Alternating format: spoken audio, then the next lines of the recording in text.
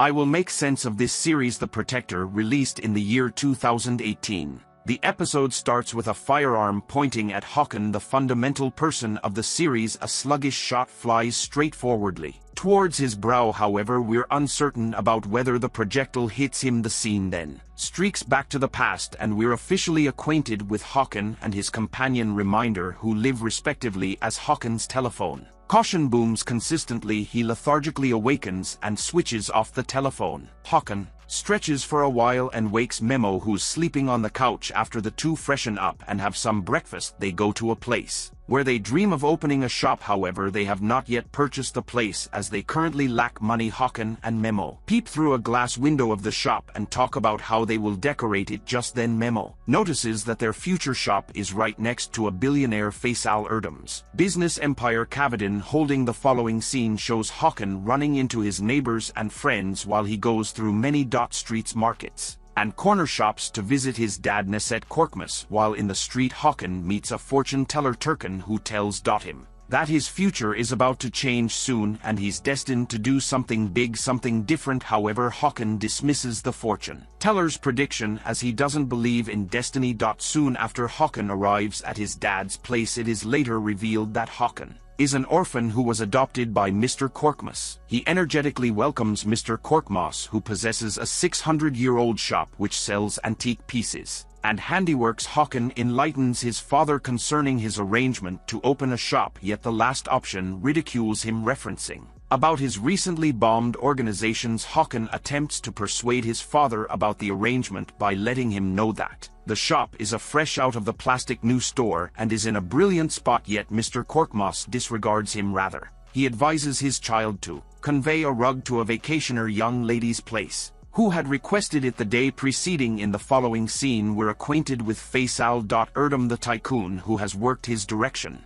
from the base to turn into the individual he is today. As Mr. Erdem loads up off his helicopter, he's helped by his overall organizer Layla and head of safety group Mazar. Layla illuminates her supervisor that he should take care of the press to examine the Hagia Sophia. Delicate Hagia Sophia is a regarded legacy in Istanbul which had been around for a very long time. Such countless organizations are offering for the legacy, considering its immense worth. At the press meet, Mr. Erdem discusses how Hagia Sophia is the core of Istanbul and offers his arrangements to re-establish it by winning the offering system. Meanwhile, Mr. Erdem and his group go over Gökhan Gültekin, one more bidder for Hagia Sophia. They trade good tidings and wish each other karma for the offering system. In the following scene, Hakan conveys the floor covering to the traveler young lady who is briefly residing at an inn in Kavadan. Holding in the wake of completing his task, Hakan sees a long queue at the parlor region. He asks a man in regards to the line, which ends up being for a new employee screening for Mr. Erdem's organization. As Hakan frantically needs cash, he promptly pursues the occupation. Hakan has a fascinating discussion at the prospective employee meeting with Layla. Unfortunately, as Hakan doesn't have a professional education, nor could he at any point communicate in any unknown dialect, Layla requests that he pursue his karma in finding a new line of work somewhere else. Hearing this, Hakan leaves the spot, yet as he's returning, he sees a little kid who's almost hit by a falling chandelier. Hakan immediately rushes to save the girl, while Mr. Erdem and his chief of security Mazar observe Hakan's heroic deed. Later, as Hakan is again trying to convince his dad about his business plan, a woman named Susan comes to the shop looking for a rare piece of talismanic shirt from the Ottomans. She urges that the shirt is for her special client and proposes to pay a hefty amount of money if needed. Mr. Korkmaz lies about not having the piece, although he has it tucked away in his cellar. Hakan insists his dad sell the shirt, but Mr. Korkmaz doesn't listen. Soon after, Memo comes looking for Hakan to inform him that they've been kicked out of their house as they couldn't pay the rent. It turns out that Memo had gambled the rent money which Hakan had left on the table the other day. In the evening, Gökhan Gültekin takes Mazar to a secret hiding place in his car. He then tries to bribe Mazar in return for sidelining Mr. Erdem from the bidding process. Upon hearing this, Mazar kills his bosses rival with a string as Hakan and Memo are bankrupt from their failed businesses. They decide to steal the rare shirt from Mr. Korkmaz's shop and sell it to Susan. Later, Hakan and Memo meet Susan at a restaurant To negotiate the price here, it's revealed that the shirt is worth 7 figures and the client Susan is dealing on behalf of is none other than Mazar. As they're talking, Mr. Korkmaz arrives at the place, takes the shirt away from Hakan and says it is not for sale. Just then Mazar has his people shoot up the place, thus leaving several bullet wounds on Hakan's dad. Hakan tries to take his dad to the hospital, but Mr. Korkmaz insists on taking him to his friend's pharmacy. There Hakan meets pharmacy owner Kamal, and his daughter Zainab. Kamal immediately takes in Mr. Korkmaz for treatment while Zainab tries to console Hakan. In the meantime, Memo is captured by Mazar's accomplice Tekken, and his gang torture Memo for information on Hakan and his rare shirt. Back at the drugstore, Zainab takes Hakan through a mystery place where Kamal is treating his father. Hakan is irate at Kamal for not taking his father to the clinic anyway. Mr. Korkmaz lets his child know that it's past the point of no return now and that he ought to stay with Kamal and Zainab, who will uncover all reality. He further prompts Hakan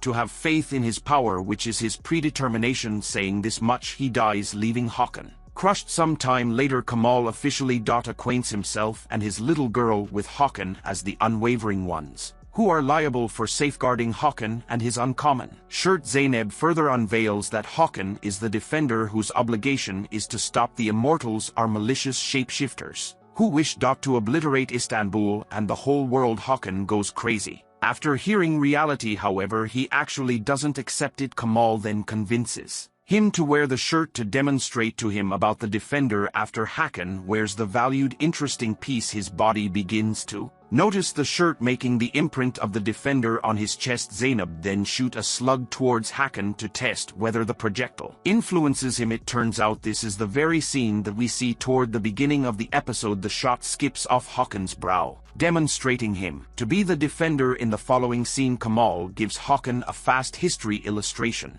about the beginnings of the godlike versus defender fight. We are then acquainted with Mem, the victor, who is dedicated to saving Istanbul from 7 immortals. One night, Mehmed figures out how to distinguish and kill the immortals, who very closely resemble people. He finds 3 things that can help in the fight. The first is an uprightness ring that gleams when it interacts with an undying. The second is an exceptional blade that can kill the unfading, and the latter is a shirt that fills in as a shield favored by blessed petition. Mehmed picks one of Hakan's relatives as the defender to lead the fight against the immortals due to his abilities, power, and good nature. Meanwhile, Hakan starts getting sick as the shirt unbalances his mental and physical state. He still doesn't believe the story about protectors and immortals and thinks Kamal and his daughter have drugged him. On the other hand, Tekken and his boys try hard to get the information out of Memo. Back at Kamal and Zainab's place, the father-daughter duo worries Hakan is untrained and is not ready to fight the immortals, so they plan to train him. However, Hakan escapes the place and returns to his apartment. There he finds out that Tekken has been asking about him around the neighborhood. Panicked, Hakan sneaks into his room hoping that Memo might be there, but fails to find him. Right then, Hakan notices a strange box where he finds a gun and an old photo of Kamal Nezit and another guy named Murat, taken back in 1989. Meanwhile, Zainab comes looking for Hakan at his place. As they're talking, Tekken messages Hakan to meet at Sultanahmet Square through Memo's phone. Thinking that Memo has called for him, Hakan goes to the square along with Zainab. In the next scene, Kamal goes to see Susan at the hospital to ask about her client who ordered the talismanic shirt. Kamal thinks that Susan might be the key to finding out about the immortal, but he is too late. Mazar, dressed as an ordinary man, has already killed Susan. Thinking that she could expose his identity elsewhere, Tekken uses Memo as bait to lure Hakan to the square. When Hakan tries to get to Memo, Tekken shoots 4 bullets at Hakan from a hiding place. To his surprise, the bullets do not kill Hakan. Zainab comes to Hakan's rescue as he is weak from the continuous shooting. Following the incident, Tekken reports to his boss Mazar, who is not pleased with the information. Later, Hakan and Zainab are back at the secret hiding place at Kamal's pharmacy. Hakan asks Kamal about the photo he had retrieved from his dad's box. Kamal reveals that he was close friends with Neset and Murat. Turns out that it was Murat who came before Hakan as the defender. Hakan then reasons that Murat was his organic dad who passed on battling the immortals, and his guardian Nezit Korkmaz had been concealing reality for quite a long time to safeguard his embraced child. Hakan Desires Kamal and Zainab that they track down the godlike and kill him quickly anyway. No one understands what the undying resembles, without the magic ring to recognize him in the meantime, since Mr. Erdem is dazzled by Hakan's demonstration of chivalry. He's been demanding his overall facilitator Layla to enlist Hakan as a security team part somewhere else. Tekken reports to Mazar that he has some significant data on Hakan. He shows a record containing the foundation history of Neset Korkmaz and proposes that he may be connected with Hakan and the shirt. In the following scene, Kamal shows Hakan about his relatives and how they saved Istanbul and the world from plague and starvation brought upon by the immortals. He prepares Hakan on controlling his psychological state so the supernatural shirt can safeguard him. Kamal places a hot piece of rock in Hakan's hand to build up his pain tolerance and teach him to fight. Sometime later, Kamal proposes to Hakan and Zainab that they meet a senior loyal one who has the talismanic ring, as the immortal might go after the ring any minute now. They must ensure it is in safe hands for the protector to find and kill an immortal. They need the shirt which Hakan has, the ring which the senior loyal one has, and also the dagger. Unfortunately, for Hakan, multiple loyal ones have different pieces, and it seems their policy is not to speak to one another